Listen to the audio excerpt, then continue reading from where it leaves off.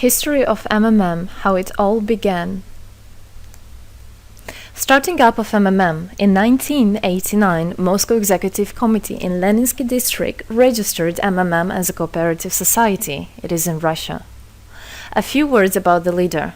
The MMM Cooperative Society was founded by Sergei Mavrodi and was one of the leading computer equipment distributors in Russia. Sergei Mavrodi, having a degree in maths, worked as a programmer and took part in the development of the first operating systems. Few words about his decision to make his own company is the fact that having worked as a simple worker from 8 to 5, he understood that freedom is the most important for him, because that work of 8 to 5 is literally a slavery. At any point, at any time, the company can throw you out and you'll be left without nothing, although you could have worked in that company for years and years. So he realized it. This is why he decided to create his own child, and he knew whatever his efforts will be, it will come back to him in form of dividends and income. Free of charge travel campaign.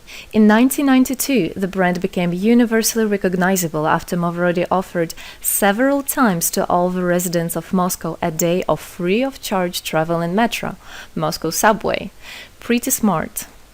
Birthday of MMM. On October 20, 1992, the joint stock company MMM was registered. In fact, it is a birthday of MMM in the traditional form in which people got used to consider it.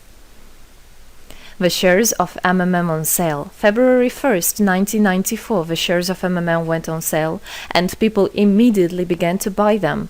Moreover, the company willingly bought them back on a new, higher rate, which grew very fast at about 100% per month. The company's principle today is always more expensive than yesterday worked perfectly. Few words about that. Why did he do that? As you might know, in 1991, the Soviet Union fell. So if until at the time of the Soviet Union, everything that there was in the country, like properties, different companies, or whatever that was bringing some goods, was national. So any person of the country was entitled to have a share of that production, of that company. Everybody was equal. But when the Soviet Union fell, what it meant is that all the companies, all the properties had to be privatized. So you can imagine there is a company, a huge company. People worked there for years and years. And at one moment, there comes a person and says, all that is mine. Yes, this was the case. And obviously that information, that laws about the fact that it was possible to privatize was kept only for a small group of people for obvious reasons. So a simple worker who worked in that company for years and years or all his life didn't know he can actually come and say by law that that is his. So what genius idea Sergei Mavrodi had is to sell these shares to gather the money of the people, and with this money to buy those companies. So basically, if a person has an MMM share, he would have had an exact share from the company that Sergei Mavrodi bought. For example, a company from oil and gas or something else. Obviously, he knew perfectly which companies are worth it and which companies were not. There was quite a battle there. So as you can see, his idea was great, but let's see what happens. Government is trying to hinder MMM's activities. Surprise, surprise! Planned by the Russian government, MMM 94 was intentionally collapsed. It began when tax inspectors accompanied by OMON officers passed through the crowd of depositors and went inside the central office of the company to give a notice about the planned tax inspection. Right. So obviously, the small group of people that I was talking about is the government people, is the people that have connections and so on. And they wanted, obviously, all that money, all those properties to be kept in their hands. This is how the nowadays oligarchs were made. At that moment, they had nothing. In one day, they got loads of money. And now you can know them as very rich people who made their money on the back of a nation. So obviously they did something just to provoke some panic going through the crowd. Obviously, for any financial institution, a panic is really bad. As I remind you, at that time, MMM was selling shares, was a share stock company, let's say. Mavrody's arrest. Sergei Mavrody was arrested on tax evasion charge. Really lame excuse. It wasn't at all like that. What happened, even the person that was in charge with giving the arrest, he told him that there was no other option for them. They had to do something, even though it was illegal what they were doing, but they had to do it as they were afraid of him. Because, as he said, another 2-3 months, and in whole Russia there would be no government, no banks, nobody, only Sergei Mavrody, that who holds the money nowadays. This is in charge. So he was arrested, and his arrest was broadcasted live on all TV channels, obviously to show off more, to show people how bad he is, and actually the government didn't do anything wrong. On the same day, there was a storm of the central office of MMM. The company was prescribed to recover 49.9 billion rubles to the budget. Huge money. The question about the money in MMM 94 is open, as no one still can give an answer where it is. The authorities simply turned a blind eye to it, although hundreds of eyewitnesses are ready to confirm, even under oath in court, that they saw 17 trucks take out cash through the back door. So unfortunately, at that time, there was no internet, no bitcoins, no other internet wallets, and all the money were obviously kept in cash in the MMM offices. And the government took advantage of it. They just came, took it out, and then they said nothing. Moreover, they didn't say where the money went. They even made the way to make people believe that Sergei Mavrody was the one who took all those 17 trucks of money and disappeared. But obviously it wasn't the case. It was a simply lame excuse. Demonstrations against state authorities. August 1994. Thousands of MMM depositors affected by the artificial collapse of the pyramid protested and demanded to set Mavrody free.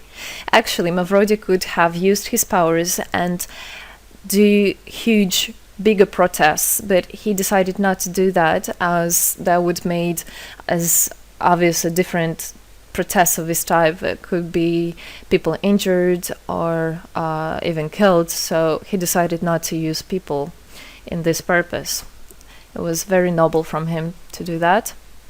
MMM leader became a deputy. However, he found a way to get out of the prison. Being imprisoned, Sergei Mavrody had managed to register as a candidate for a deputy of the State Duma and was released from prison. He won the elections by a landslide and became the deputy of the State Duma of the first convocation. So, as a deputy in Russia, they have privileges. This is why, becoming a deputy, he was set free. The State Duma is against Mavrody.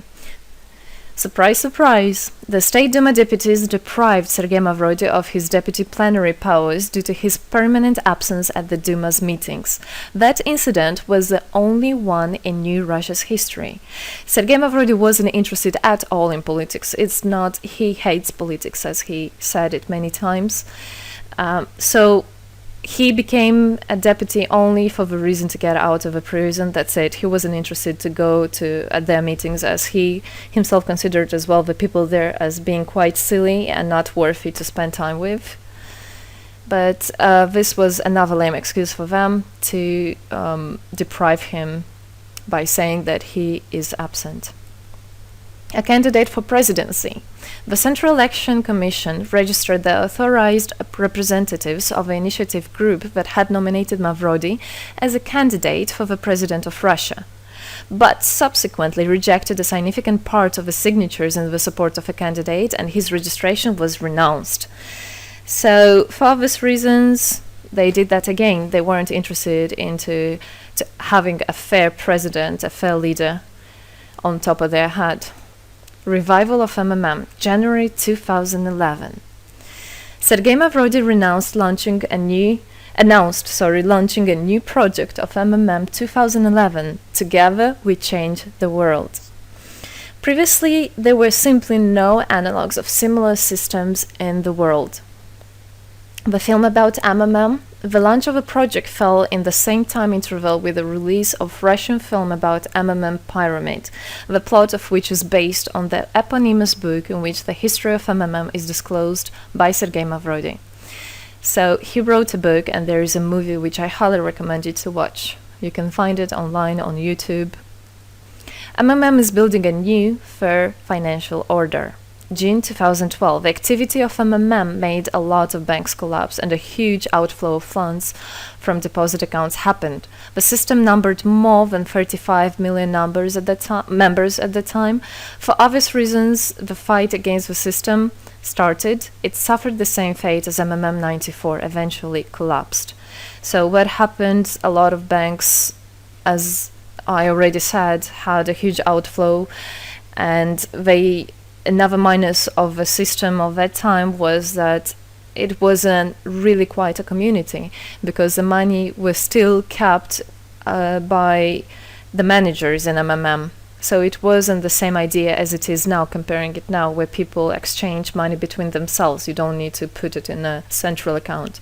At that time, there were central accounts, and it was again used by the banks. They simply blocked those accounts that they identified as being of MMM and took all the money away, and that's it. There were no other discussion about that. Again, huge loss of money. People lost a lot of money. Sergei Mavrodi didn't get all of them. It was again the banks that took the advantage of it. MMM 2012 is just the beginning. I'll be back. Sergei Mavrodi announced the launch of a completely new MMM, World Mutual Aid Fund, MMM community. It speeded up since the first day, showing crazy dynamics on new members' registration. It has been decided to send 10% of the whole turnover on payments to the affected members of MMM 2011. So again, another genius idea. In order not to make central accounts, in order not to gather the money somewhere, now the money are spread directly between participant itself. You can just check in your account online whom you should transfer the money to. So MMM now is connecting all the people between themselves and exchange, so that they can exchange the money and get benefits of it. It's amazing and it's crazy, but it is true. MMM is growing. Some short facts. 2012, MMM started its development in India. It had great, huge developments. 2012-2013, following India, MMM Bangladesh was launched as well. 2013, MMM Indonesia was launched. 2014, MMM Hong Kong. And it's not the end. MMM Global, 2014. MMM Global started up in the spring 2014. It is a voluntary network, a community of millions and millions of people from more than 100 countries worldwide. So there is already MMM settled in Argentina, Brazil, Philippines, Hong Kong, and other. And all the rest of people in the world from all the countries of the world are able to participate as well. So they rebelled against the financial slavery and combined their money for this purpose. So how it is possible? MMM, the Republic of Bitcoin. Bitcoin is another genius idea to set the world free. For MMM Global participants' convenience, there were some trendy ideas on funds transfers implemented. From now on, all the countries where you can buy and sell Bitcoins can be registered in a branch of Free People of the Republic of Bitcoin. Thus, there is no barriers to develop MMM in small countries due to their restrictions on the international bank transfers. Banks. This is not something that we would want to use, as the banks can anytime put restriction on an account or even block an account and take all the money. Yes, the banks can do that. Read better your contract. So, Bitcoins is really genius idea to do that. Join MMM Global, join our community, set the world free. Don't hesitate, don't even think of going back, just go always forward. We are writing the history right here and right now. We are not going to be any more slaves working from 8 to 5, having pennies for that. We want to hold our own money and to get the benefits of it. I don't want a bank to use my money for their own purposes. I want us people, free people, to use our money, to exchange the money when it is needed, and to help each other. This is really a great idea. And join us, write the history here today with us. And together we will indeed change the world.